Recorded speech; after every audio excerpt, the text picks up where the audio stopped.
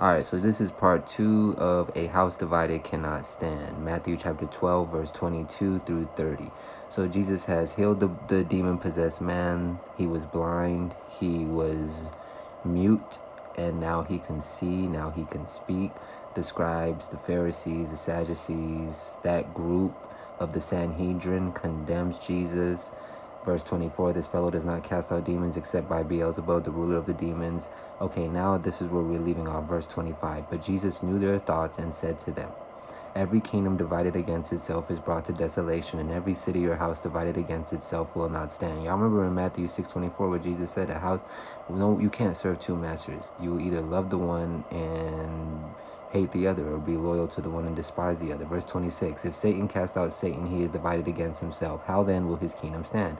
And if I cast out demons by Beelzebub, by who do your sons cast them out?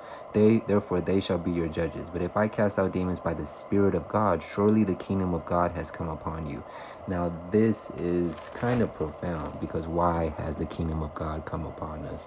Why did Jesus say this to the scribes and the Pharisees? He said, if this is true, he says, if I cast out demons with the Spirit of God, you know what that means? You know what that equals? That equals the spirit of, that the kingdom of God has come. So let's see why. Let's just see why.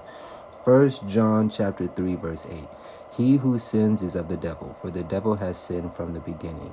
For this purpose the Son of God was manifested, that he might destroy the works of the devil. For this purpose the Son of God, Yeshua, the Messiah, Jesus, was manifested, that he might destroy the works of the devil.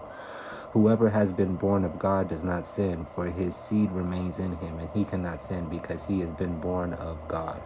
So that is why the Messiah came. That's why Jesus came. That's why Jesus just said, but if I cast out demons by the Spirit of God, surely the kingdom of God has come upon you. That's why Jesus came, to destroy the works of the devil. Now get this. This is even more profound, because it goes into more depth. It's like taking a magnifying glass and going more into depth. Verse 29, or how can one enter a strong man's house and plunder his goods unless he first bind the strong man's house? Satan is delusional. Satan is delusional. He thinks this world is his. That's why in Job, he was walking to and fro saying, oh, look, and that's why he tempted Jesus 3 times and he said, all this I will give you. First of all, the world is not Satan's, but he thinks the world is his.